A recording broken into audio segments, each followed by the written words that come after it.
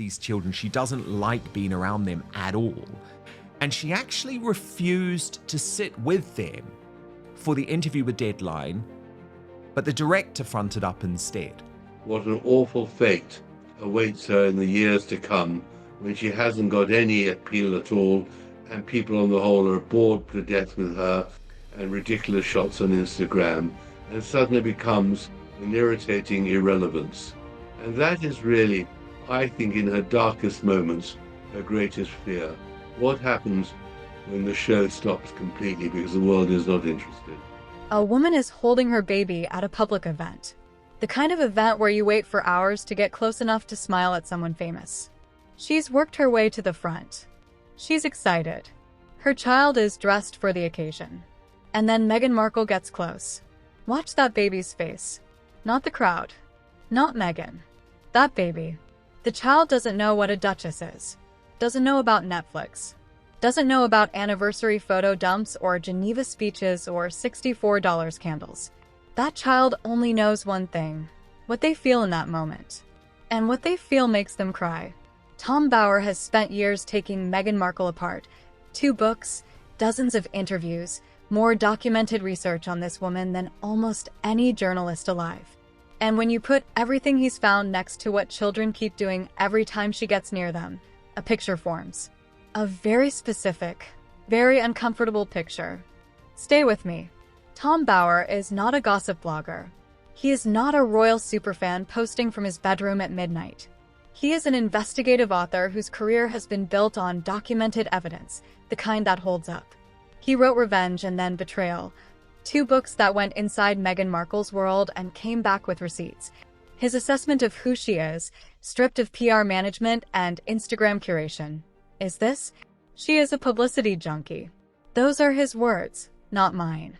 Once a week, Bower has said directly, she thinks I haven't been in the news. She is very calculating and very ruthless and very self-promoting, but she's taken on more in the end than she can chew.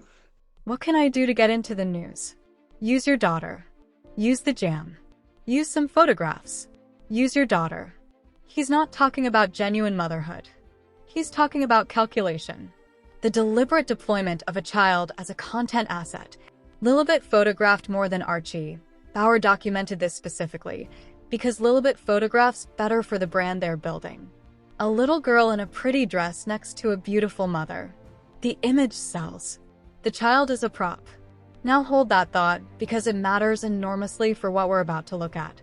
When someone has been operating that way, when children in their own world exist primarily as tools for managing public perception, what happens when they meet a child who isn't theirs? A child who hasn't been positioned for the camera? A child who doesn't know their role in the content strategy? What happens when Meghan Markle meets a child who has absolutely no obligation to perform? The children keep telling us. Nobody is listening closely enough. Until now. Public royal engagements are choreographed experiences.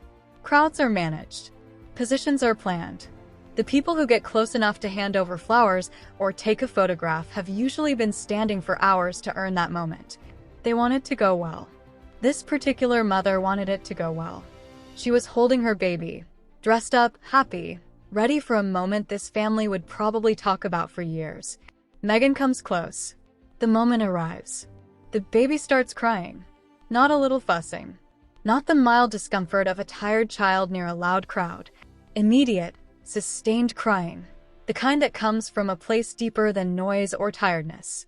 The kind that stops when the source of discomfort moves away. Tom Bower's thesis explains this completely. Everything he has said is for commercial and personal publicity. When that is the operating principle behind every smile, every touch, every crouching down moment, children feel the gap between the gesture and what's underneath it. Adults have learned to ignore that gap. They've been socialized into politeness. They've learned to smile back even when something feels off. Babies have not learned any of that yet. That baby was not being dramatic. That baby was being honest in the only language available to them. And here's what makes this more than a single uncomfortable moment caught on camera. This was not the first time. At a separate event, a little girl was standing near Meghan. Not a baby this time. Old enough to be on her feet, old enough to process what was happening around her. old enough to make a deliberate physical choice. The girl reached out toward Meghan. Not to take her hand. Not to reach up for a hug the way children reach toward people they feel safe with. She reached out and pushed her away. A child's hands don't lie. Adults spend enormous energy managing their physical responses to discomfort. We've been taught since childhood to override our instincts in social situations, to shake hands we don't want to shake, to smile at people who make us uncomfortable, to perform ease we don't feel. A small child standing next to a duchess at a public event has not learned any of those overrides yet. When that child extends her hand in a pushing motion, she is communicating the clearest possible thing. I do not want you near me. Tom Bauer has described Meghan's public behavior as calculated performance, every gesture designed for the image being constructed rather than the human in front of her. Children detect that calculation the way animals detect fear.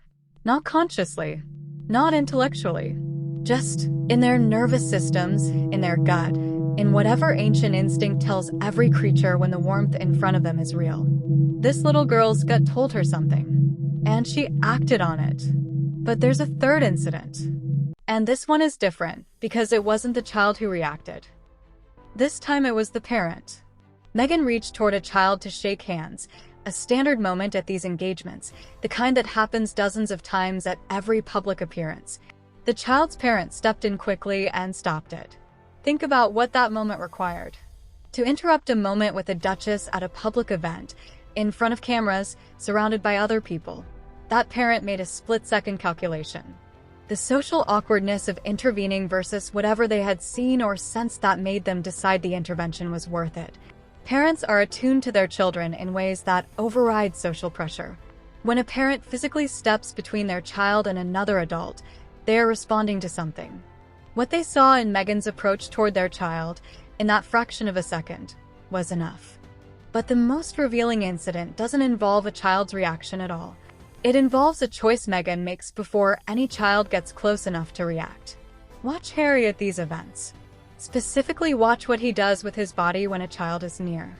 He crouches down. Every time. Without thinking about it. He drops to their level. Makes eye contact at their height. Speaks into their world rather than down into it from his. It is instinctive. Natural. The body language of someone who genuinely registers that a small human is in front of them and adjusts accordingly. Now watch Meghan in the same situations. She stays standing. This is not a small thing, and it should not be read as one. The physical act of crouching down to a child's level is not a technique you learn at a PR workshop. Nobody coaches this into adults who don't already feel it naturally. It comes from something genuine, from the instinctive recognition that the creature in front of you has a perspective that is smaller than yours and that you want to meet them there. Meghan does not crouch. She stands. She looks down. Bauer's core documentation of her character runs through everything he found. She's calculating. She's ruthless. She's self-promoting. These are not random character traits. They form a consistent pattern. A person who sees every situation through the lens of what it produces for them is a person who, confronted with a child, is still doing the calculation, still managing the image, still standing at full height because that photograph's better. And then there is Catherine. Before we get to Catherine, and we are getting there, because what she does with children is one of the most consistently documented things about her public life, we need to sit with something. Why does this keep happening with Meghan? Not once. Not twice. Across multiple events, multiple children, multiple countries. A pattern this consistent does not come from bad luck or coincidence. It comes from something the children are picking up on. Developmental psychologists have documented extensively what they call the authenticity detection capacity in young children. Before language, before reasoning, before socialization teaches them to override their instincts, children are reading the humans around them at a frequency most adults have forgotten they ever operated on. They are reading micro-expressions, the tiny muscular movements that happen in a face before the conscious performance catches up and smooths them over. Research published across multiple universities has found that children as young as 14 months can distinguish between a genuine smile and a posed one, not by being taught, but instinctively. A genuine smile involves the orbicularis oculi muscle, the one around your eyes. It activates involuntarily when the smile is real. A performed smile uses only the mouth, Children see the difference even when adults have long since stopped noticing it. What does Meghan's smile look like in photographs? Look at any candid from a public engagement. Look at the muscles around her eyes. Then look at a photograph where she doesn't know the camera is on her. The difference is not subtle. Bauer calls her a publicity junkie. The language matters. A junkie is not someone who occasionally wants attention. A junkie is someone for whom the pursuit of attention has become the organizing principle of their behavior, crowding out other responses, other instincts, other ways of being in a moment. A person in that state cannot be genuinely present with a child. They cannot drop fully into the moment, at that child's level, responding to what is actually in front of them. Because part of them is always somewhere else, calculating, managing, performing. Children feel the absence of full presence the way they feel the absence of warmth in a room. That baby was not responding to Meghan Markle, the public figure. That baby was responding to the absence of something, the thing that tells a child's nervous system that the person holding out their arms toward them is genuinely there. It wasn't there. And now, the contrast. Catherine, Princess of Wales, does not have a reputation for being warm with children because her PR team decided it would poll well. She has this reputation because of thousands of documented moments, captured on camera at hundreds of events across more than a decade, that show the same thing every single time. She crouches. The first thing she does when a child is near, before the hello, before the handshake, before anything else, is get her body down to their level. Not a diplomatic half-crouch. All the way down. Knees on the ground if needed. Eyes at exactly their height. Face open. Waiting for them to come to her rather than reaching into their space. This is not a technique. Nobody learns this at finishing school. You either feel that a small person deserves to be met in their world, or you don't. Catherine feels it every time. The children tell you everything you need to know about whether this is real. They run to her. Not all children are naturally outgoing. Many children at public events are overwhelmed. The noise, the crowds, the strangers. Some children at these engagements are visibly anxious, holding their parents' hand, unsure. And then Catherine gets down to their level and something shifts in their face. The uncertainty goes. What replaces it is the thing you cannot manufacture. The ease of a child who has decided, in their gut, that this person is safe. One child at a school engagement ran across the room to grab Catherine's hand and drag her toward a painting they wanted to show her. Not waiting to be invited. Not performing for the cameras. Just a small person who wanted to share something with someone they decided they liked. That child had never met Catherine before in their life. Bauer's documentation of Catherine is scattered across his research into the wider royal world, and consistently what emerges is a woman whose public behavior and private behavior align. The performance and the person are the same.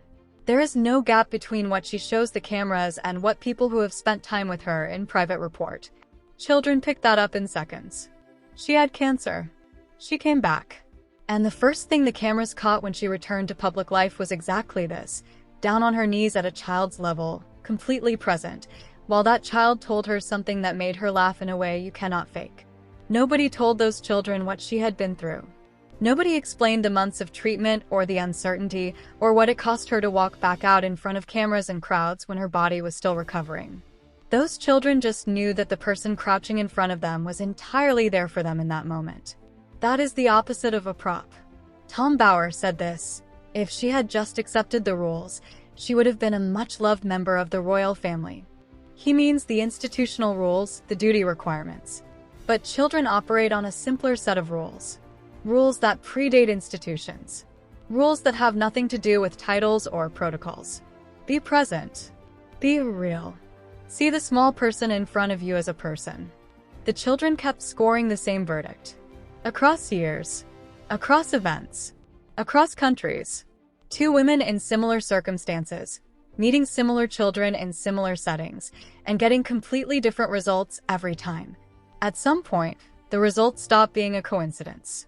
Tom Bauer ended one of his most recent interviews with a phrase that has stayed in the conversation: irritating irrelevance. 2 words. His prediction for where Meghan ends up, not because of scandal, not because of legal trouble, not because of any dramatic public collapse, but because there is a limit to performance.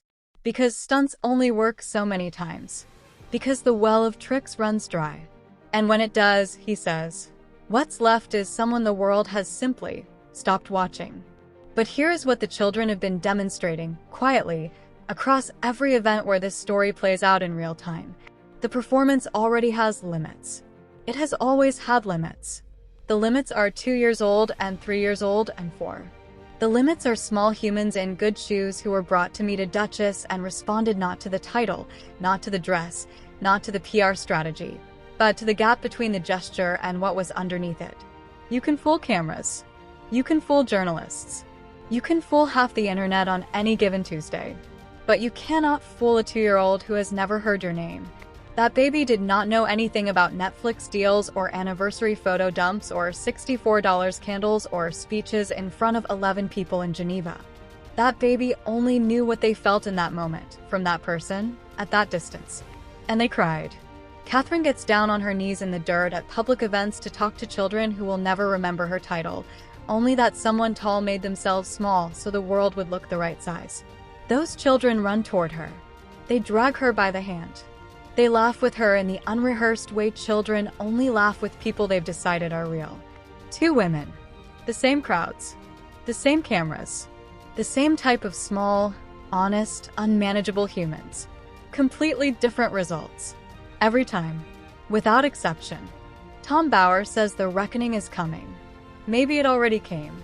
Maybe it's been arriving quietly, one crying baby and one pushed away hand and one parent stepping in at a time. Children don't lie. They never learned how. Drop in the comments. Have you watched Catherine with children at public events? What moment stood out to you? Because I have found something in the footage from her Italy visit that changes the story we've been told about how she recovered, and that is coming very soon. Subscribe. You are not going to want to miss it.